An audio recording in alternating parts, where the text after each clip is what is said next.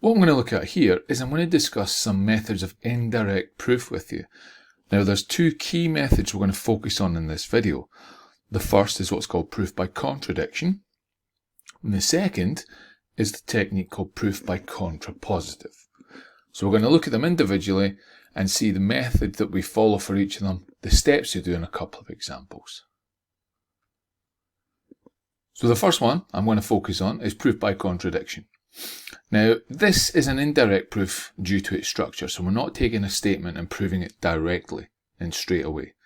So due to its structure, what we're doing is we're indirectly proving something. And it follows a set of steps. So whatever the statement we want to prove, first we assume its negation is true. When we do that, what we then do is take a series of steps and valid implications, we arrive at some contradiction. Now because these steps are valid, the assumption can be false. So this assumption that we've made, when we've turned it and made the negation true, is actually false. And we know that if the negation of a statement is false, then the original must be true. So essentially, what we're doing is taking the statement, assuming the false statement is true, so switching it round, work our way through and then get to a point where that false statement is proven false, so the original statement must be true. So let's have a look at an example here. So let's imagine I want to prove that a plus b over 2 is greater than or equal to the square root of the product of a and b for all a and b belonging to natural number set. So what I'm going to do in order to do this one is I'm going to assume the contradiction is true. So in this case, the contradiction is that we're going to assume that a plus b over 2 is less than the square root of ab. So this is me contradicting this original statement. What I'm then going to do is do a bit of algebra and a bit of work with this. So I'm going to multiply by 2 through. I'm going to say that a plus b is less than 2 times the square root of ab. If I then square both sides to get rid of this square root, what I'll end up with is a plus b squared is less than 4ab. So square everything on this side and I'll get 4ab. If I then multiply out this bracket, I'll get a squared plus 2ab plus b squared is less than 4ab. What I can now do is, since I'm at a stage where I know each of these steps is true because I've taken the previous step, shown it is valid and used that to then get to the next step in this methodology, if I then take the 4ab across here, what I'll end up getting is that a squared minus 2ab plus b squared is less than 0. What I can then do is take this side and factorise it, and what that tells me is that a minus b all squared has to be less than 0. Now what this statement implies is that because I've got a square number, it's less than 0. If I square a number, I'm going to end up with a positive. So this statement here is false. Now because that statement is false, that contradicts our assumed statement here. So this statement here is no longer valid. So the assumption that we've made here is no longer valid because this is false. What that means is therefore we've proven the original statement. So we've proven that a plus b over 2 has to be greater than or equal to the square root of ab, because if we've assumed the falsehood is true, and we then prove that this falsehood is actually false, the original statement itself must be true. So we've followed those steps in order to do it. So you'll notice we've taken the valid assumptions and steps each time and then manipulated it stage by stage to get what we wanted. Here's another example for you. Let's prove that root 2 is not rational, so that is that root 2 does not belong to the set of numbers q, the rational numbers. So let's start by reverting that, and let's assume that the square root of 2 does in fact belong to this set of rational numbers q. What that means is that we can represent square root of 2 as an exact value by doing a over b, where a and b are just two integer values. If I've got that, then what that means is if I start to manipulate it a little bit, I can say that a is equal to b times root 2. If I then square both sides in order to get rid of that square root, I get that a squared is equal to 2b squared from that. Now this statement implies that a squared is even. It's a multiple of 2, so a squared is even. So what I'm then going to do is I can know that I can represent a in terms of something that looks like 2k, where k belongs to a natural set of numbers. Remember, we want an integer value. K belongs to a natural set of numbers that helps us to set this up. So what that then means is if we substitute that back into here, we get that 4k squared is equal to 2b squared from that. What that then means is we can start to manipulate this a little bit and finally say fine. So what that means is that b squared is equal to 2 times k squared. So that there has the implication that b squared is even. Again, we know this because it's a multiple of 2 on this side. So what that then means is that b has a factor of 2.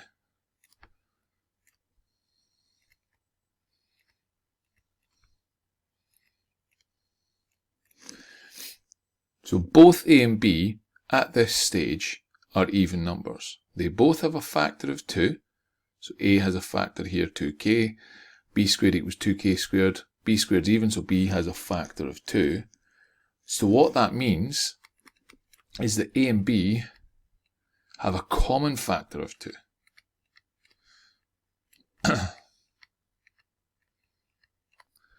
they've both got a common factor of 2. Now what that means is that this statement here that says root 2 equals a over b cannot be true, because a over b can be simplified. Because there's a common factor of 2, a over b can be simplified, which then means that at this point we've got a contradiction. So essentially, the statement we've assumed is true, which is this one here, we've proven that actually it contradicts itself. So because it contradicts itself, our original statement is true. Therefore, root 2 is irrational,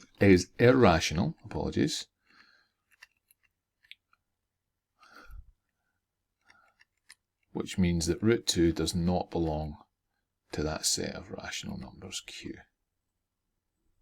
So it's following the steps through and proving the ultimate conjecture by proving that the assumption, which is the contradiction, is false. The second technique I wanted to describe to you is what's called proof by contrapositive. Now this type of proof depends upon the fact that an implication and its contrapositive are logically equivalent. So this can make the goal easier to see and follow through, unlike a contradiction where we may not be able to see where the contradiction comes from in the question until we physically meet it. So proven by contrapositive assumes that because the original is true, its contrapositive, which is a reversion of the statement, that is also true.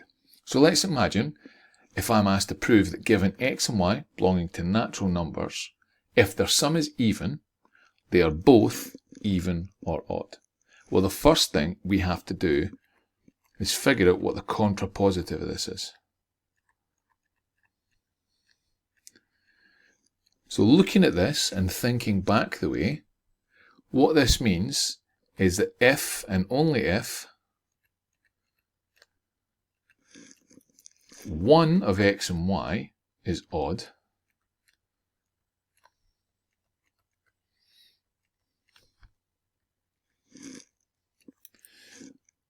what this implies is their sum is not even.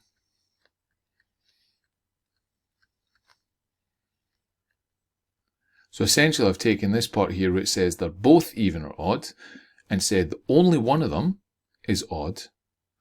Then that means their sum is no longer even because it doesn't satisfy this condition here. So that's the contrapositive of that statement here. Now let's imagine, to do this, I'm going to take x to be odd. So let's set x equal to 2k plus 1, and I'm going to set y to be even. So let y equal 2k. Now we could revert these round. The same argument would apply if we let x be even and y be odd. Doesn't matter because it could be either of them for this one here. So what that means is if we then take x plus y, because we're looking for the sum of them, what that means is x plus y equals 2k plus 1 plus 2k, which is equal to 4k plus 1. Now this 4k here is a multiple of 2. So what that means is that 2 times 2k plus 1, that's the equivalent of saying 2a plus 1, where a is equal to the 2k, which is going to give me an odd number every single time. So what that then tells me is that I've taken one of them to be odd, the other one to be even, and I've added them up to get the sum. Therefore, the answer is odd. So what that means is that the contrapositive is true.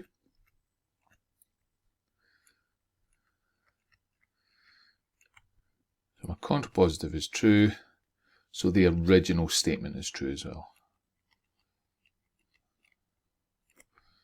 So the original is true also. So contrapositive, we're essentially looking at it from the other direction. We revert the statement round. We then prove that's true, which means the original is true as well. Show you another example. So let's imagine I want to prove that if 5x plus 3 is even, then x is odd. First thing we need to do is come up with a contrapositive. Well, let's look at it going back the way. Let's imagine we're going to say if x is not odd, because here it's saying that x is odd, so if we revert that, what that means is that 5x plus 3 is not even. So it's looking at it from the different perspective of the statement. So in order to do that, let's assume that x is going to be an even number, which is going to be 2k. What that then means is because we've assumed that, we get 5 times 2k plus 3. That's going to equal 10k plus 3. Now what I'm going to do is I'm going to split this 3 up, and I'm going to say that that's equal to 10k plus 2 plus 1. Because what I now am able to do is if I take a common factors 2 out of this section here, I'll end up with 2 bracket 5k plus 1, then plus 1 overall. If I then say, right, let a equal the 5k plus 1 part, I can then rewrite that as 2a plus 1. So that is always going to be an odd number. So what I've done here is I've taken the assumption of it not being odd, i.e. it being an even number. I've then plugged it into the formula and worked it through and shown that I always get an odd answer. So I've shown that 5x plus 3 is not even. So I've proven the contrapositive, and because I've proven the contrapositive, the original statement is therefore true. So what we've done, as I've said, is we've looked at it from a different perspective, proven that different perspective is true, and because of the original fact that if the contrapositive is true, the original statement is true, we have a final solution showing that it's true overall. It may take a little bit of thinking about and getting used to how we revert this to get the contrapositive statement, but once we get it, it's actually fairly straightforward to work our way through. Straightforward to work our way through, think our way through the steps, and get to a point where we've proven the contrapositive, and we can then prove the original is true based upon that. So a couple of methods of indirect proof. They'll come in handy when we're looking at some of the material at various points through the advanced higher course and beyond, and they're good techniques that we have to know and have to be aware of when working in this material when it comes to number theory and proofs.